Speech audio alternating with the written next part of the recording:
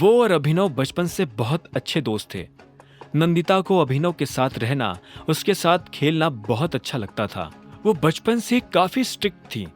कोई भी उससे ना तो मजाक कर सकता था और ना ही कुछ उल्टा सीधा कह सकता था। सिर्फ अभिनव के पास ही वो अधिकार था कि वो अलैना से मजाक कर सके। जब अलैना ने अभिनव को फिर से देखा तो उसके चेहरे की मुस्कान और बड़ी हो गई थी। अलैना उसके पास आई और उसे अपना कार्ड थमाते हुए बोली, अगर हिम्मत हो तो मुझे फोन करके दिखाना, और हंसते हुए वहां से निकल गई। इसी तरह अभिनव ने अपनी कोर टीम के आखिरी मेंबर का दिल भी जीत लिया था। जब अलैना हॉल से निकली तो संग्राम फिर से अभिनव के पास आया और बोला, ये रहा आपका हार, इसका पेमेंट हो गया है। यह सुनते ही अभिनव ने नंदिता का बिजनेस कार्ड अपनी जेब में डाला और उसके बाद हार की तरफ देखने लगा। हार को देखते ही उसके चेहरे पर मुस्कान आ गई थी। इतने में संग्राम ने अभिनव से पूछा, आप इस हार का क्या करने वाले हो? अभिनव ने इस सवाल के जवाब में बस संग्राम को देखा और मुस्कुराते हुए बोला, चलो। अभिनव संग्राम के साथ उस हॉल से बाहर निकलने लगा था। उसका हाथ अभी भी अपनी जेब में उस बिजनेस कार्ड पर था जो नंदिता ने उसे दिया था। वो अलैना यानी नंदिता को जरूर फोन करने वाला था। जैसे ही वो बाहर आया तो सबसे पहले उसकी नजर सामने बने एक रेस्टोरेंट की पार्किंग में खड़ी एक गाड़ी पर गई।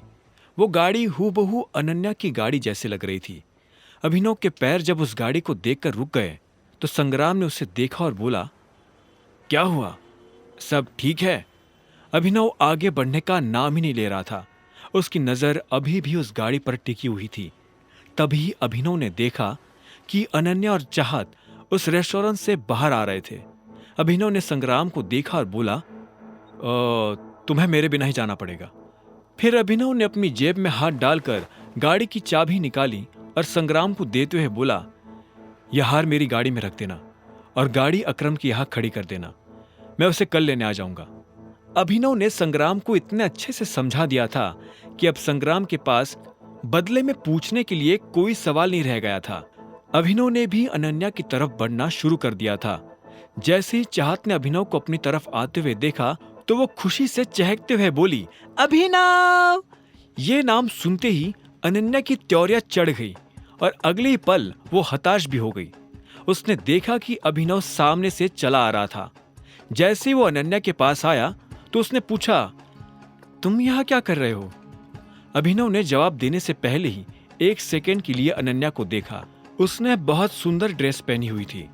अब अभिनव ने अनन्या के सवाल पर आते हुए कहा, मैं यहाँ कुछ खाने आया था और जब मुझे तुम दिखी तो मैंने सोचा चलो अब मैं फ्री में घर भी पहुंच जाऊंगा।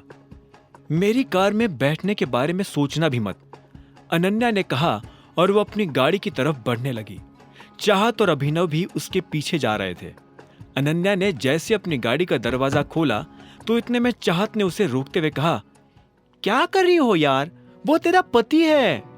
नहीं, वो मेरा पति नहीं है, अनन्या ने चिढ़ते हुए कहा।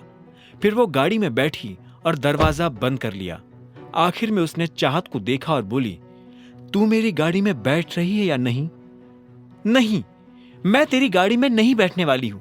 अगर तुम इसे अपने साथ नहीं लेकर जाओगी तो मैं इसे अपने साथ लेकर जाऊंगी, समझी? चाहत के मुंह से यह जवाब सुनते ही अनन्या ने झटके से पलटकर उसे देखा और बोली, नहीं, तुझे क्यों इसकी इतनी चिंता हो रही है? ये कोई बच्चा नहीं है, कैब लेकर घर आ जाएगा। लेकिन वो कैब नहीं लेना चाहता है। मैं फिर कह रही हूं, अगर तू इसे लेकर नहीं गई तो मैं इसे लेकर चली जाऊंगी अपने घर, चाहत ने कहा और वही जमकर खड़ी हो गई। तुम अंदर आ सकते हो। यह सुनते ही अभिनव के चेहरे पर मुस्कान आ गई। वो तुरंत गाड़ी में बैठ गया और बोला, thank you so much Ananya, तुमने तो मेरी जान ही बचा ली। मेरे पास लास्ट 500 रुपए बचे थे और मैं उन्हें खर्च नहीं करना चाहता था। अभिनव की ये बात सुनकर अनन्या को और गुस्सा आ गया। अभिनव को अनन्या की दोस्त के सामने ये कहते हुए भी शर्म नहीं आ रही थी कि उसकी जेब में आखिरी 500 रुपए रह गए थे।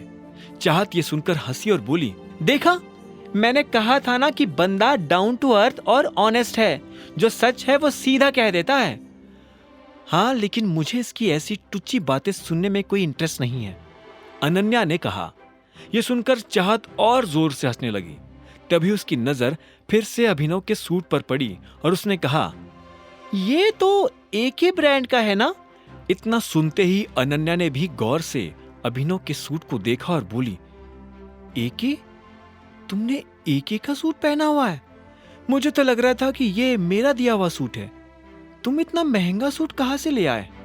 वो अकरम सर ने मुझे कुछ एडवांस पेमेंट दिया था ना, तो मैंने सोचा कि उससे मैं अपने लिए एक सूट तो खरीद ही लूं।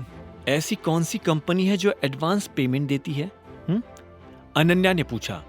अभिनव मुस्कुराया और बोला, वो क्या है ना, सर को मेरा काम पसंद आया, तो मैंने ऐसे ही उनको बोल दिया कि सर कुछ एडवांस मिल सकता है, तो वो मान गए और उन्होंने मुझे कुछ पैसे दे दिए। फिर मैंने सूट खरीद लिया ताकि तुम्हारे साथ कहीं आऊं जाऊं तो तुम्हारी तरह अच्छा दिख सकूं। आगे की कहानी जानने के लिए देखें अगला एपिसोड सिर्फ पॉकेट एफएम के यूट्यूब चैनल पर, और द रिटर्न ऑफ टाइगर के सारे एपिसोड्स को सुनने के लिए डिस्क्रिप्शन में दी लिंक से डाउनलोड करें पॉकेट एफएम ऐप।